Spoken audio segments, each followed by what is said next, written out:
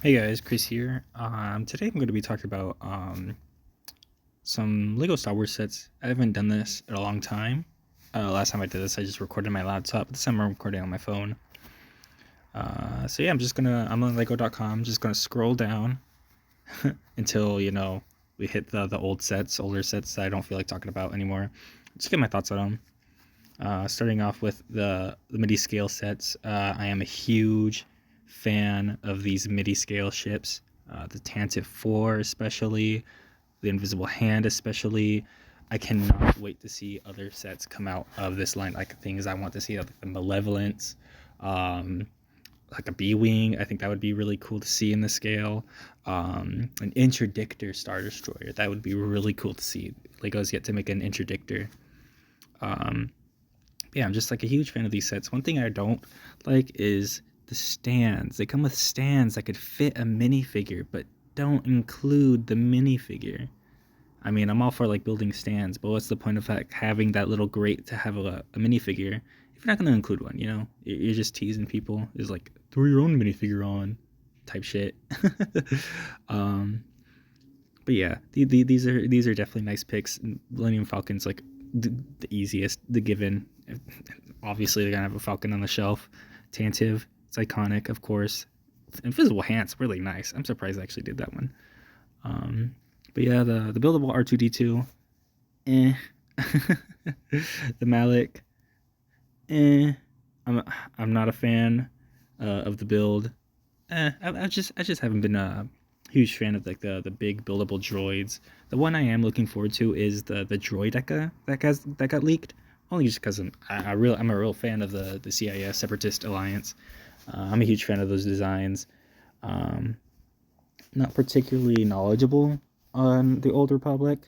If that's where this guy's from, I may be wrong. I don't know. I don't really give a fuck about him.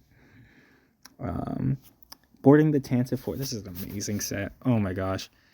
Surprisingly army buildable with the rebels, Antilles. You can't really army build with Antilles, but good parts selection too. Fun gimmicks to make the figures hop off the boarding scene.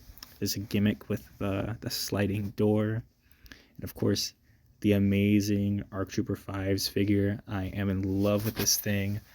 It's as good as they can. No, I shouldn't say that. I'm lying. um, the printed comma is lame. And that helmet printing, ugh, that dome prints, man, that's horrible. Way too small. Those lines are too far apart from it's just a awful looking helmet. And I don't even care about the helmet holes. That's not what I'm even talking about. It's just the print on it, the lack of a comma in that helmet print, man. Um, that's my thoughts on the Tantive. It's a pretty good set. Um, Speaking of another pretty good set, oh my gosh, this is how you make a battle pack right here. Droids. Oh, the return of the B2 Super Battle Droid with a new mold as well. Absolutely phenomenal. We got the side builds. You got a shock trooper. I love it when Lego makes battle packs and sets that are meant to be compatible with other sets. Like you could build a bunch of these. You could like have like 4 or 5 of these and just easily have them with the Coruscant gunship, which I'll get to later. But yeah, this is easily a 10 out of 10 battle pack for $30.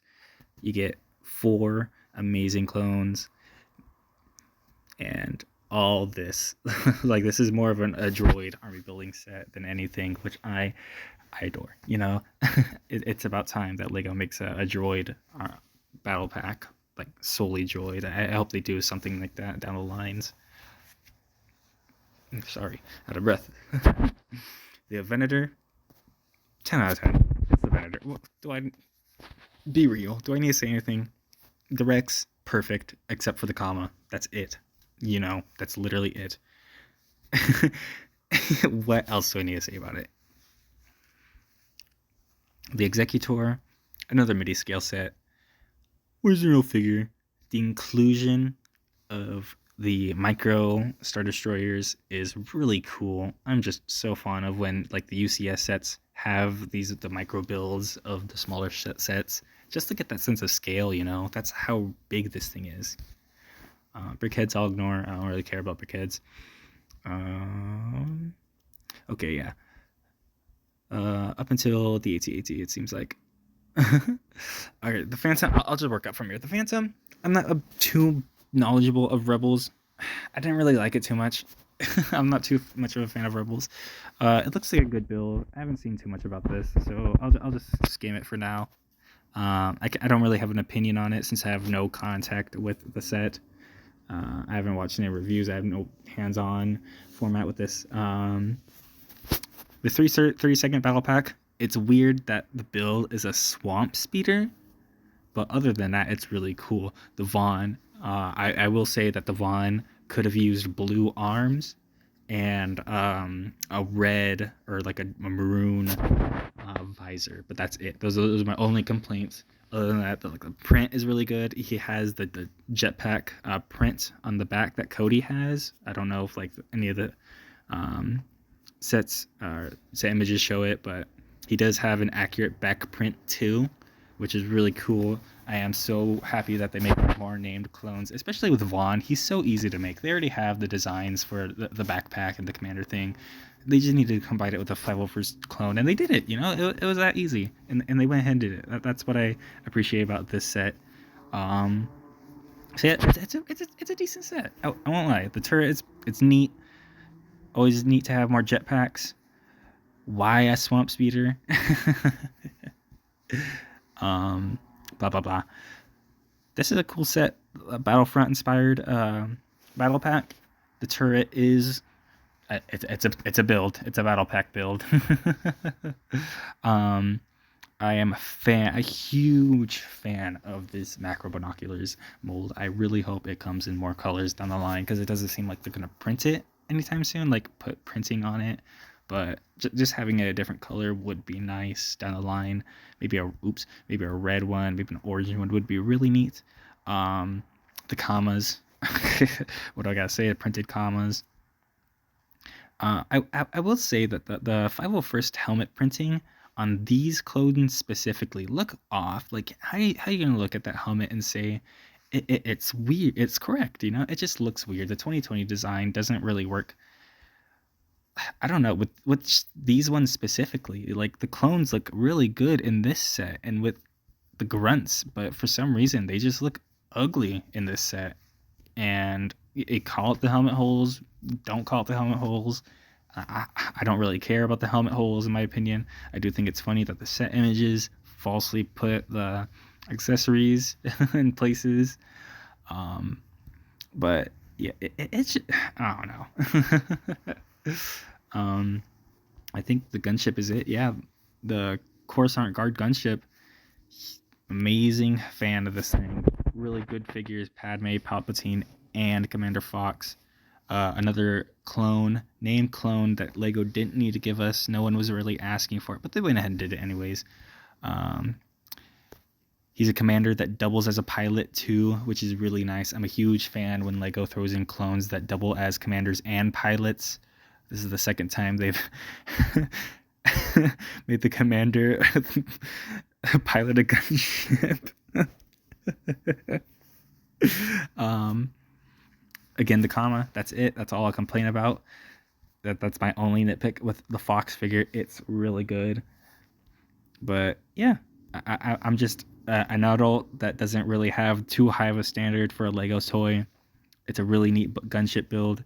If you don't like the side turrets, you could easily mod it to have balls there. For all my ball likers watching the video. But yeah, that's my thoughts on more recent Lego Star Wars sets. I don't really have any opinions on like resale value and stuff like that. I think I gave some resale value like advice on the last one because I thought I talked about I think the one with Gar Saxon in it, the set with Gar Saxon in it. I don't know. I've fallen out of that market. Seeing the resale market, it's pretty toxic. I don't really see too many things having resale value, like the Fox. I don't see this Palpatine or Padme being valuable anytime soon. None of these guys, not even the fives.